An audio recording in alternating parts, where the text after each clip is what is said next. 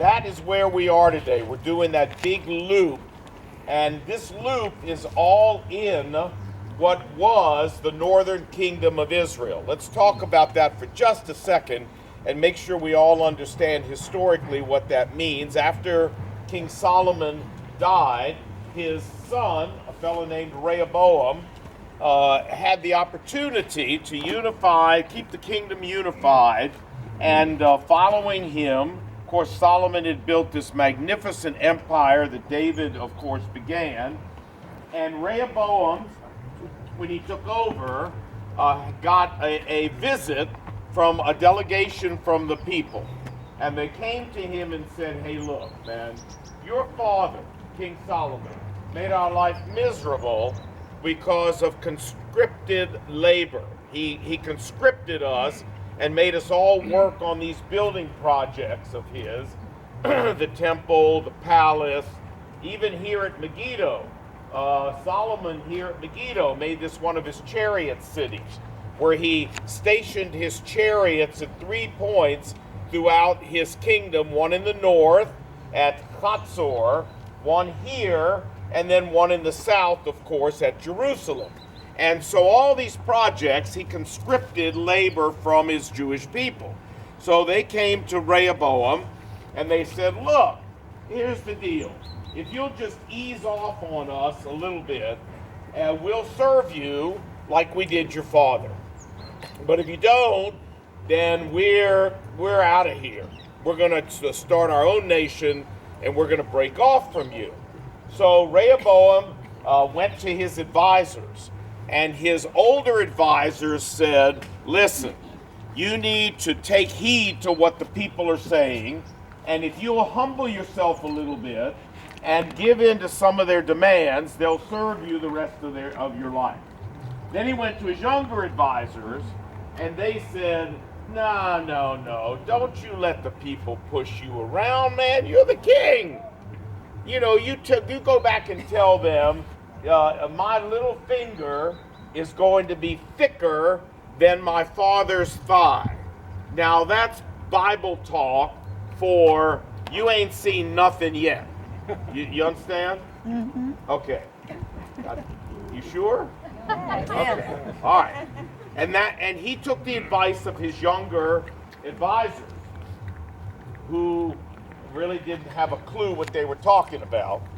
And as a result, the 10 northern tribes broke off from Rehoboam and formed their own kingdom, and we refer to that in the Bible as Israel, and we refer to the southern kingdom, the tribes of Judah and Benjamin that stuck with Rehoboam.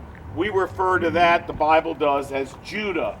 But it's easier to talk about the northern kingdom and the southern kingdom because it's a little more descriptive. When you talk about Israel before Rehoboam, it meant everybody. When you talk about Israel after Rehoboam, it meant only the northern 10 tribes. So the word to refer to it as Israel confuses people. So we're going to just use the term the northern kingdom and the southern kingdom. The northern kingdom, the 10 tribes that broke away, and the southern kingdom, Judah and Benjamin. Are we good on that? Yep. Okay, now the northern kingdom, which is where we are, and where we're going to be all day today. The northern kingdom lasted until 721 BC. It broke off from Rehoboam somewhere around 900 BC and lasted for about 180 years. How many good kings, godly kings, did the northern kingdom have? Zero. And one of those kings that was not good king spiritually was a fellow named Ahab. You remember our friend Ahab? Mm-hmm. He was married to a woman who was a really bad Oreo. What was her name? Jezebel. And they're going to form the backdrop for the story where we're going next, which is Mount Carmel, where Elijah faced the prophets of Baal.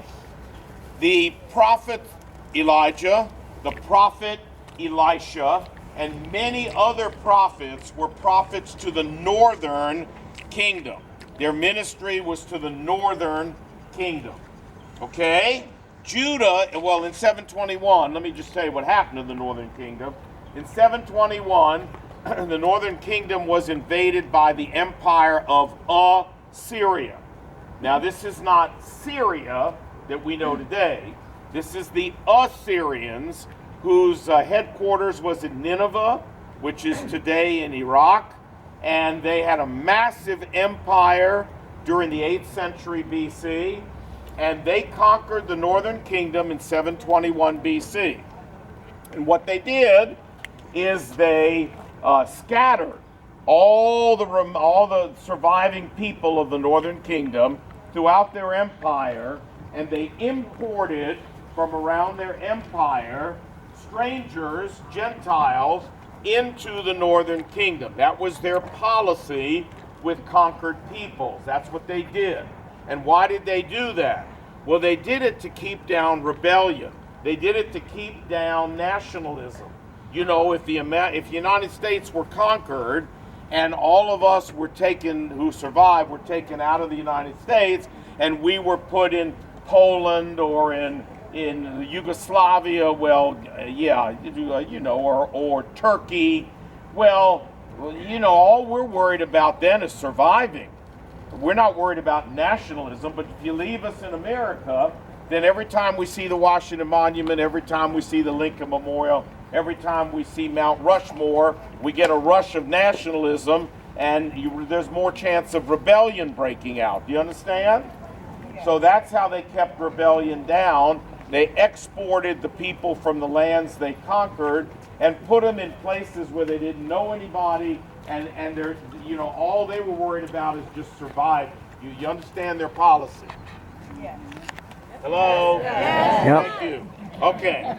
Now, the Samaritans that we read about at the time of Jesus were the result of the Jewish people, the few Jewish people they left, the Assyrians left in the northern kingdom, intermarrying with the Gentiles that they imported into the northern kingdom. They intermarried, and that became the Samaritans. They were half-breeds between the Jews that were left in the northern kingdom and the Gentiles that were imported to the northern kingdom. And that's why the Jews hated them, because they weren't Jews, they were half-breeds. Are you with me? Yes. Okay, Yes, so that's where the Samaritans came for. We'll talk more about the Samaritans later, but if you ever wonder, well, who are the Samaritans and why did the Jews hate them? Now you understand. What happened to those 10 tribes? They disappeared. We lost all records. People often say to me, what tribe are you from in Israel? I don't have the slightest idea. Now, all those records were lost. All those people that were lost, those tribes were lost, and so that's the end of the northern kingdom. The southern kingdom lasted till 586 BC, when it was conquered by the Babylonians, who had defeated the Assyrian Empire, and our good friend, what was his name? Nebuchadnezzar. Hello, class. What was his name? Nebuchadnezzar. Nebuchadnezzar, that's right. He conquered the southern kingdom in 586, and then it was restored by the Persian king Cyrus. And so everybody that is Jewish today, basically, as far as we can tell, came from those southern two tribes, and that's where the name Jewish comes from, is from the word Judah. Jewish, Judah. Got it? Okay. Enough history lesson there. But it's important to understand that so that we understand what the Bible teaches about the ministry of Elijah and Elisha and all these other folks. You with me? Yes. Okay. Now, Megiddo, here where we are, is a fortress city that was built to guard the Valley of Armageddon. With the Valley of Armageddon runs east to west across Israel. It's a massive valley that runs from the Mediterranean Sea on the east, all the way on the west rather, all the way to the Jordan River on the east. And we'll talk a moment about what the Bible says about the Valley of Armageddon, but Megiddo was built here